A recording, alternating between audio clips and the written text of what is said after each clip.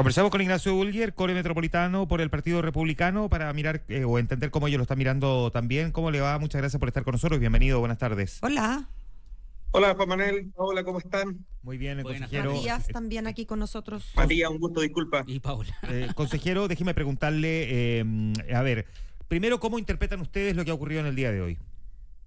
Lo que pasó el día de hoy, mira, señales un poquito agridulces, porque pasaron dos cosas que es bueno señalar. Lo primero es el allanamiento, supuestamente voluntario, según las palabras del gobernador, tanto de la casa, tanto de la gobernación. Uh-huh.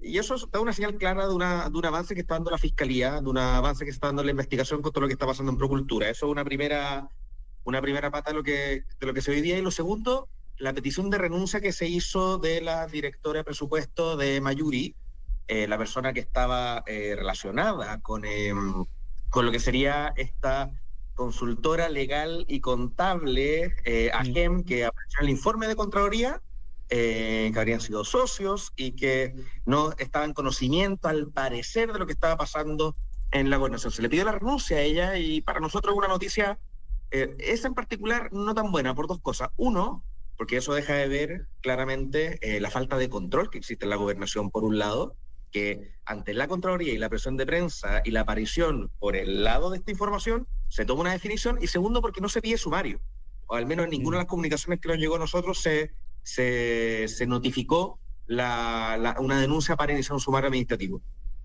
Que es algo que se ha criticado a propósito del caso incluso de licencias médicas, ¿no? Que se cursan rápidamente renuncias, pero se cuestiona si es que se pidió el sumario o no en cuestión. Consejero, antes de seguir, me quiero quedar con un concepto que utilizó en la primera respuesta. Usted dice que hubo una entrega supuestamente voluntaria. ¿A qué alude usted cuando dice que fue que usted supone que fue voluntario? Porque al principio se habló de un allanamiento. Los allanamientos claramente son ordenados por un tribunal, juez, a Fiscalía, a Carabineros, a PDI. Sí. Y en este caso salieron las declaraciones de Orrego diciendo que esto fue una gestión voluntaria a su parte. Entonces, yo digo supuestamente porque estoy usando solamente las palabras del gobernador como mi fuente. No tengo yo en mis manos la orden judicial o los trámites que se hicieron ante el Ministerio Público. Claro, que según parece no hay orden judicial, se había pedido, pero al final no fue necesario, porque... Claro. Ya, me queda claro. Estamos conversando con Ignacio Bulguer, core metropolitano por el Partido Republicano. Consejero, respecto a la iniciativa que ustedes estaban impulsando junto con ahora consejeros de la UDI de eventualmente pedir la destitución del gobernador, quiero aclarar las cosas y ver si es que se separan las aguas o se juntan, ¿no? Eso es por el caso Procultura, por esta nueva arista, por ambas. Son muchas las cosas. Mira, cuando tú ves la norma, tú tienes dos leyes que tienes que tener presentes. La primera es la Ley Orgánica de Gobiernos Regionales y la segunda es que se separan dos, que es la Ley de Tribunal Calificador de Elecciones y el del Tribunal Electoral.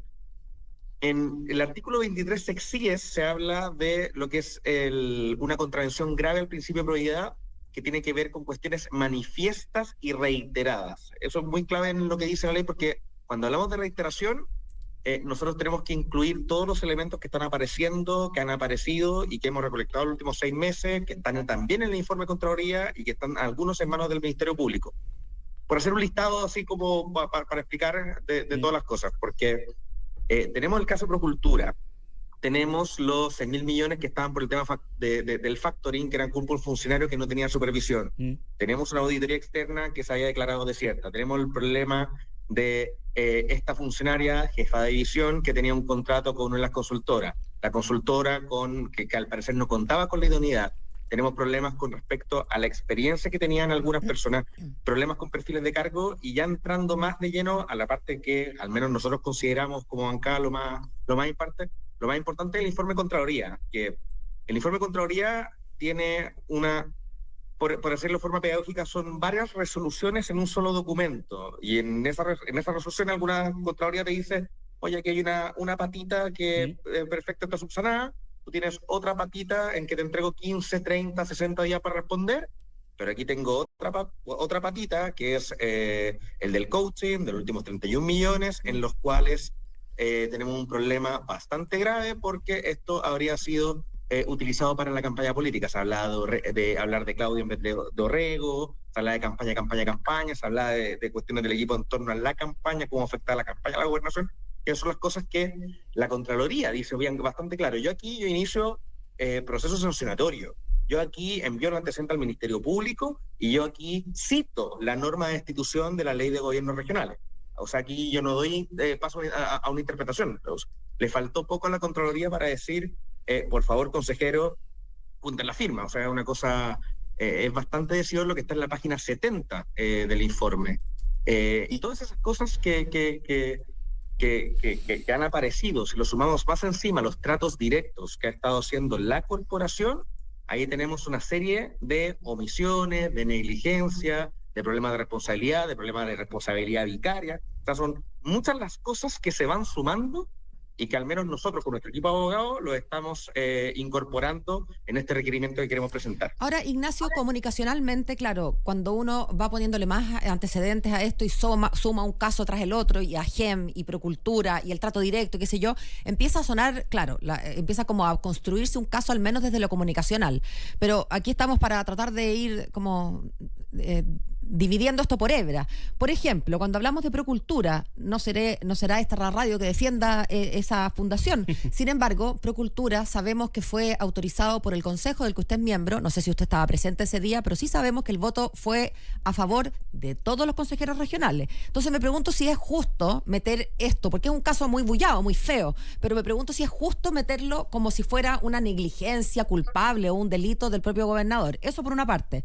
Segundo, si es tan claro que la página 70, poco menos que hace un llamado desde la Contraloría, ¿por qué insistir, digamos, en ir metiendo todas estas cosas juntas? Otro ejemplo que me parece que ensucia un poco la discusión. Insistir en hablar de trato directo. Todas las corporaciones pueden hacer tratos directos, es la manera en que se vinculan con el medio. Y sin embargo, si hoy día yo le preguntara a la gallá en la calle, si me perdona el chilenismo, todos dirían, no, trato directo es un nuevo tipo de delito. No, pues no es delito, sí es la manera en que se tienen que hacer las cosas las corporaciones. Y sin embargo, hoy se le pone un mote, insisto, no quiero con esto exonerar los conflictos de interés, que en el caso de AGEM me parecen clarísimos. Pero ¿por qué insistir en el tema del trato directo? ¿Por qué insistir con Procultura si es que hay tantos otros argumentos, según usted dice?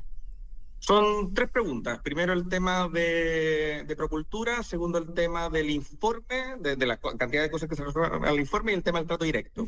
Partamos por Procultura. Dale. Y si se me pierde, recuérdame. Dale. Procultura, el tema principal está en... Hay una forma en que operan los gobiernos regionales en que se le entregan muy pocos antecedentes a los consejeros regionales. Por lo general, hay discusiones muy cortas en las que no participan todos los consejeros, en las que no tienen todos los conocimientos para poder votar, y muchas veces estas cosas siempre tienen el carácter de urgente. Todas estas votaciones siempre son urgentes, entonces te dicen hay que hacer un arreglo en la Alameda, estos arreglos cuestan tantos montos, esta es la empresa que lo va a hacer, esto es urgente que se apruebe, y te entregan un documento de este porte, que tú no tienes ninguna capacidad de leerlo en 1 o 2 días, tienes que votarlo, y por lo general tienes una presión por parte de los miembros del Ejecutivo, del Gobierno y otros consejeros regionales que les gusta el proyecto para tú votar de una forma en particular. Si tú te pones a revisar todos los plenarios, esta es más o menos la norma que se da en muchos de los proyectos. Y en particular en el caso de Procultura, claro, uno podría decir que no existe alguna responsabilidad directa porque era un proyecto que todos veían como algo positivo, pero porque no se tenían todos los antecedentes.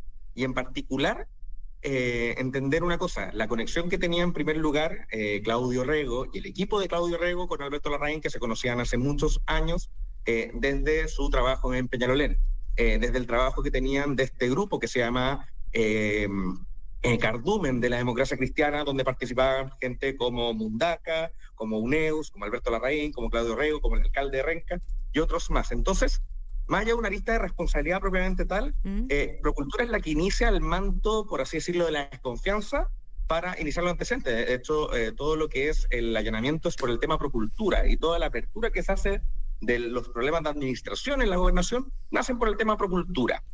Esa es una primera parte. El informe de Contraloría es importante porque señala varias cosas, y esto es importante tenerlo presente. El informe tiene más de 150 páginas, y si bien declara proceso sancionatorio con respecto a lo del coaching, ¿sí?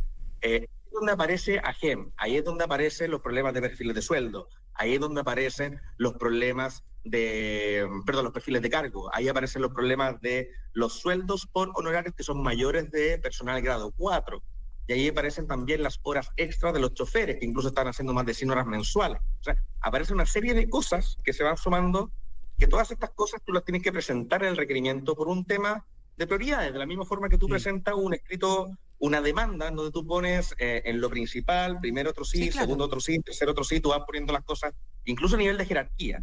Y también estas cosas son muy ilustrativas para el Tribunal Calificador de Elecciones, para poder decir que existe reiteración de omisiones, reiteración de problemas, reiteración de faltas de control, para indicar que tú tienes aquí un problema de gravedad que es reiterado, como pide la ley de los gobiernos regionales. Sí. Y lo tercero tiene que ver con los tratos directos, porque una cosa es la generalidad del trato directo, sí, y otra cosa es la excepcionalidad. Tú, el trato directo lo tienes que tomar como una excepcionalidad, y eso lo pide particularmente la ley. De hecho, en aquellos casos donde tú tienes que hacer una licitación y tú lo omites, estás cayendo en un problema grave de probidad. Y en la corporación en particular es donde nosotros tenemos el mayor problema, porque nosotros detectamos más de 145 convenios que se hicieron por trato directo, en los cuales 106 no tienen una real justificación. De ahí tú tienes, por ejemplo, convenios entre 100 y 1400 UTM, estamos hablando de cerca de 90 convenios que deberían haber pasado por un comité de gerente, y ese comité de gerente no está en las actas. Luego tenemos, o mejor dicho, no las han querido mostrar. Luego tenemos 7 convenios que son de más de 1400 UTM, y esos convenios deberían haber pasado por directorio a la fundación. Y toda esta cantidad de convenios se declara que es un proveedor único, que es un proveedor de confianza, que es un proveedor súper necesario para evitar la necesidad de que participen otros actores en una suerte de licitación. Entonces, por eso vuelvo al punto. Una cosa es cómo se relaciona la corporación con respecto a la sociedad, pero es importante entender que el trato directo es una excepcionalidad. No nace las corporaciones para ser una vía de tránsito rápido con respecto a los fondos públicos. Las corporaciones nacen para hacer partícipes al mundo privado de las cosas públicas. Ese es el criterio general de las corporaciones. Que en el camino se hayan desviado para que se transformen en una forma de tránsito fácil, no es el espíritu de la ley. Consejero, por último, y para aprovechar hacer también un poquito de pedagogía, los tiempos de todo esto que ustedes pretenden presentar, ¿cuándo lo presentan y cuánto esto se demora generalmente en resolverse?